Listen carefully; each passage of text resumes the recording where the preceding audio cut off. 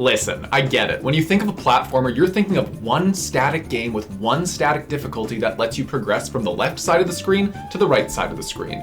But that's not necessarily how it goes. For instance, in a lot of platformer games, you could see all of the optional objectives and optional collectibles as those difficulty spikes. And recently I just played through Donkey Kong Country Returns on the 3DS. And while I was playing that game, I could not help myself but to think of all of the great design lessons on optional platform objectives that this game offers. So let's talk about all of the great things that Donkey Kong Country Returns does to allow players to play this game at their own pace. So to get on the same page, I believe that each level has 3 major objectives, right? It's going to be completing the level, collecting all the Kong pieces, and collecting all the puzzle pieces.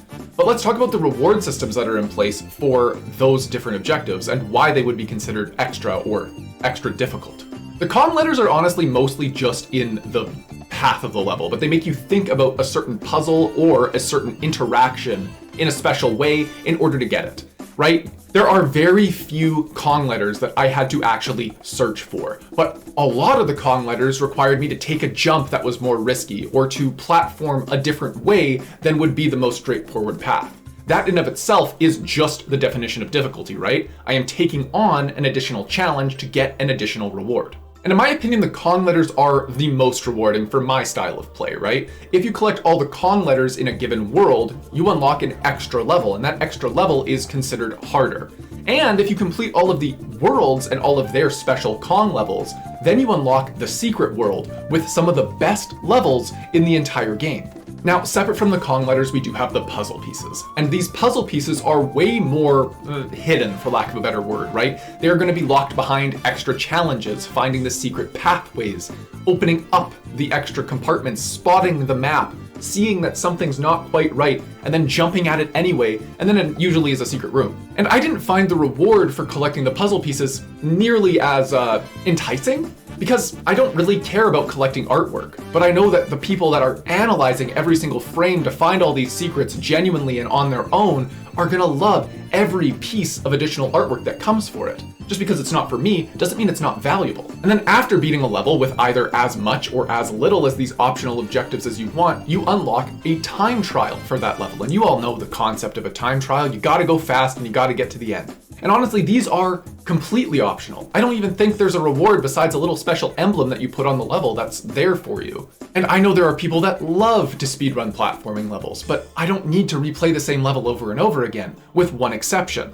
You see, if you collect all of the Kong letters, beat all of the special levels, and then beat the entire special world, you unlock Mirror Mode. And Mirror Mode lets you play through each level in reverse.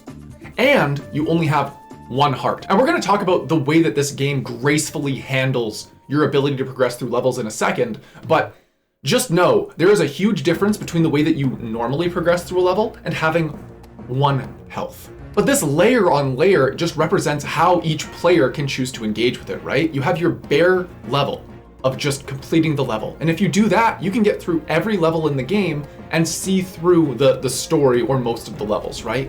But if you take it a step further and collect all the Kong pieces, then you get all the extra platforming levels. And that, I think, is where people like me who just want to see all of the different levels and different designs that the creators have come up with, that's the level that I stick at, right? Then on top of that, you have the collectathon, which is going and finding all of the puzzle pieces and completing all the extra objectives. And then on top of the puzzle pieces, you have the rest, all these optional challenges like the mirror mode and the time trials. But it's not just the way that they give you all of these extra eggs to hunt for that is good about this game. It's also just how many mistakes they're willing to let you as the player make. Right? If we look at Mario, for instance, Mario will always have either his small form, his big form, or his power-up. So at any given time, you can take 2 to 3 hits, depending on what power-ups you have available. But in Donkey Kong, the hardest mode in the game, which is considered the classic mode, Donkey Kong and Diddy Kong both have 2 health. So at any given time, you will have 4 HP to bargain with. And I will say, in the actual platforming levels, they give you the ability to replenish those hearts rather often. And if that wasn't enough and you ever needed the extra juice, you were tripping on all of the banana coins that you were collecting, so you could go over to a store and buy the ability to have an extra health for whatever level you're working on. And I'm not gonna lie to you, all of the extra Kong levels in the first 8 worlds, I happily used the extra heart just to have the extra wiggle room to take that extra punishment. And that, in my opinion, is at the core what a platformer should strive to do. The challenge is the platforming, the creation of the different platforming sections. And these enemies that are going to chip off a piece of your HP shouldn't be what consistently resets you. So what I like about this game, and Mario and all the other platformers in the modern era, is if you're not falling in the pit of death, you get to kind of just keep going. But what's different between this and Mario is I really like to have the elephant power-up or the Tanuki suit or all of the different power-ups that I would have. With Donkey Kong, it's just Donkey Kong. Now you will, and correctly say, that Diddy Kong does give you the ability to hover jump, and I will say that is really nice, but the entire game is balanced around Donkey Kong, right? There was very little that wasn't just made easier by having Diddy Kong, but there was nothing that I was locked out of by not having Diddy Kong. And that's why I'm gonna end on why being consistent in your game is important.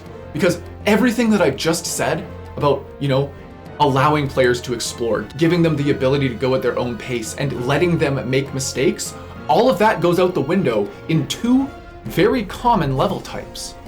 And that is, of course, the Flappy Bird Light and the Minecart levels. For whatever reason, and I cannot fathom why, you only have one life, even if you have Diddy Kong, on these levels. I don't know if it was a 3DS thing, but every single time that I hit something on the minecart, Donkey Kong would not latch onto the minecart again and would just die.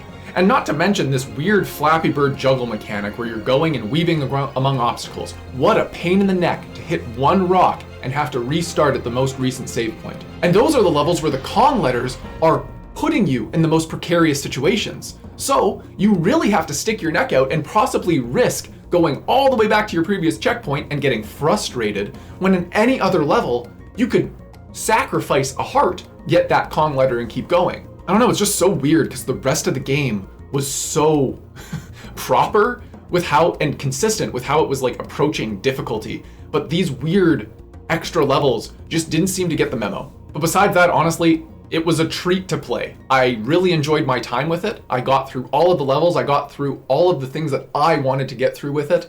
There's no way I'm gonna collect all those puzzle pieces. But now I'm curious, what do you think? Have you played Donkey Kong Country Returns? If so, what did you think, and what parts of the game did you enjoy exploring the most and why? Let me know in the comment section down below. And if there's any other games you want to see me cover, you can let me know that too. Have a fantastic day, and I'll see you next time.